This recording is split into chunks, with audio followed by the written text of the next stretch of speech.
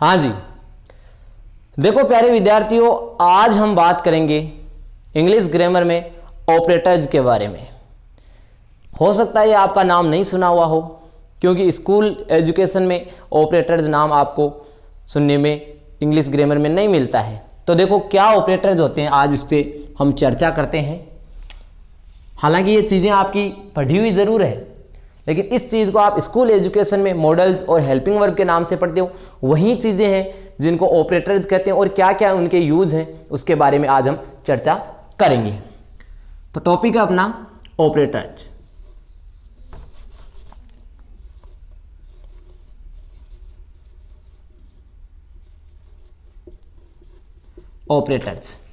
Operators की खासियत क्या होती है कि ये फाइनाइट होते हैं। पहला काम क्या होगा ऑपरेटर का कि ये क्या होते हैं, फाइनाइट होते हैं। और फाइनाइट होते हैं तो सीधी सी बात है कि वो टेंस्ड होंगे, अर्थात उनमें ये जो वर्ब होगी उनमें टेंस पाया जाएगा। और टेंस की खासियत क्या होती है, इंग्लिश ग्रामर में टेंस दो ही होते हैं। वर्ब की फर्स्ट फॉर्म यदि है तो आपका प्रेजेंट टेंस होगा, और यदि वर्ब की सेकंड फॉर्म है तो आपका पास्ट टेंस होगा। सीधी सी बात है। अब ऑपरेटर्स के नाम से मैंने आपको बताया है कौन कौन हो सकते हैं। एक तो आपका मॉडल, जो नाम सुने हुए हैं आपके 13 प्रकार के, तो ये मॉडल्स होते हैं। इसके अलावा आपका डू, इसके अलावा आपकी बी, और इसके अलावा हैव। मुख्यतः 4 है मॉडल्स, डू, बी, हैव। ये 4 जो होते हैं इंग्लिश ग्रामर में ऑपरेटर्स होते हैं। और बात सीधी सी है, लेकिन एक बात का ध्यान रखना, होंगे ये 2 ही वर्ब, यानी मॉडल्स में तो आपको सीधी सी, इसमें तो कोई समस्या नहीं है, ये तो सारे ऑपरेटर्स होने ही है। लेकिन इसमें क्या समस्या है, इसमें समस्या ये है कि इनकी थर्ड फॉर्म और आईएनजी फॉर्म, यानी इसमें तो यानी इन तीनों के साथ में बता देता हूं, यानी एक तो वर्ब की थर्ड फॉर्म और एक वर्ब की आईएनजी फॉर्म। ये यानी जो वर्ब जहां होगी वो इन तीनों की ऑपरेटर्स नहीं होगी, बाकी इनकी फर्स्ट फॉर्म और सेकंड फॉर्म जो है वो जहां भी होगी वो आपकी ऑपरेटर्स होगी। डू के नाम से सेकंड थर्ड में देखें, इसमें देखें जैसे डू, डज, ये तो फर्स्ट सिंगुलर प्लूरल में हो जाएगी, और डिड इसकी सेकंड हो गई। बी में देखें तो इज एम आर फर्स्ट और वॉज वर सेकंड। हैव में देखें तो हैज एव फर्स्ट और हैड सेकंड। बाकी इनकी थर्ड फॉर्म और आईएनजी, जैसे इसमें डन है, इसमें बीन है, इसमें हैड है वो, और इनकी जो है आईएनजी की बात करें तो डूइंग है, इसमें बीइंग है, इसमें हैविंग है, वो जो है वो आपकी ऑपरेटर्स नहीं होगी। क्योंकि पहले ही मैंने बात बता दी कि फाइनाइट है वही ऑपरेटर्स होनी है, अर्थात फाइनाइट का मतलब टेंस्ड होगी, और टेंस्ड 2 ही प्रकार के होते हैं, तो फर्स्ट फॉर्म और सेकंड फॉर्म ऑपरेटर होनी। अब बात करते हैं कि ऑपरेटर्स का इंग्लिश ग्रामर में काम क्या होता है। तो देखो मुख्यतः ऑपरेटर्स के 4 काम होते हैं। पहला काम है वो ऑपरेटर्स का है,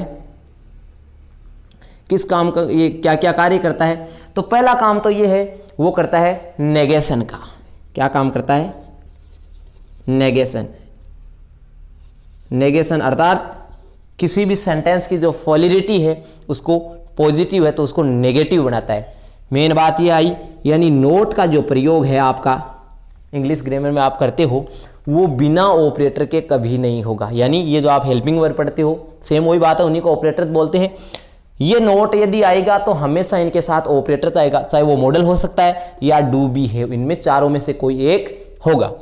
दूसरा जो इसका प्रयोग है वो होता है इसका इंट्रोगेशन का।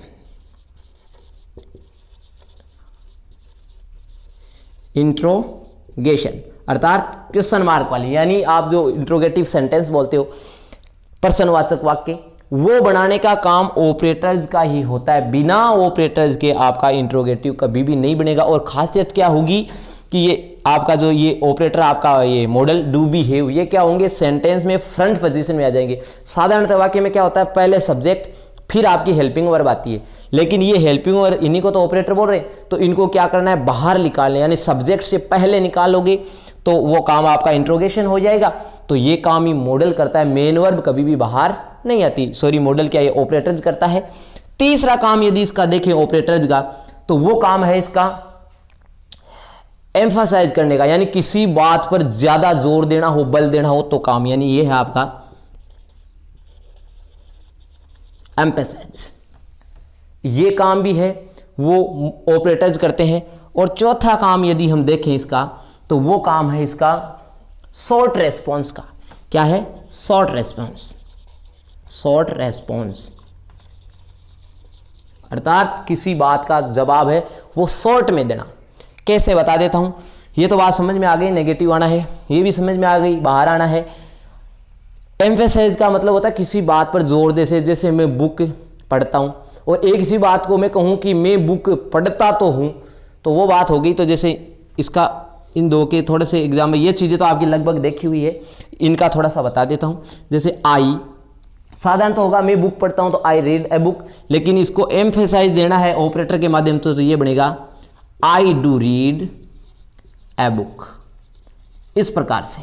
ठीक है। शॉर्ट रेस्पॉन्स में जैसे आपको कोई व्यक्ति बोले क्या आप ये कार्य कर सकते हो, शॉर्ट रेस्पॉन्स हम देंगे। उसने पूछ लिया कि आप ये कार्य कर सकते हो, हम क्या देंगे? Yes I can. ऑपरेटर आ गया आपका।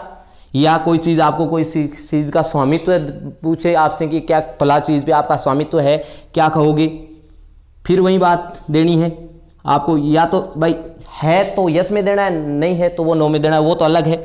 आपको देना है यस आई हैव, अर्थात ये जो भी चीज़ है वो मेरे पास है, उस पर मेरा स्वामित्व है। तो ये चार मुख्यतः है वो ऑपरेटर्स के काम होते हैं। और इन चारों को याद रखने का बेस्ट जो ट्रिक है वो ट्रिक क्या है, यहाँ लिख दे रहा हूँ, नोट कर लेना। यानी आपके जो ऑपरेटर्स होते हैं ना वो होते हैं नाइस। क्या होते हैं? Nice, NISE। अर्थात अब अपने वाली वो नाइस तो NICE होता है, लेकिन इसमें एस कर दिया प्रोनाउंसिएशन के हिसाब से, याद रखने का तरीका है और कोई अर्थ नहीं निकला। यानी N फॉर नेगेटर, नोट आ जाएगा।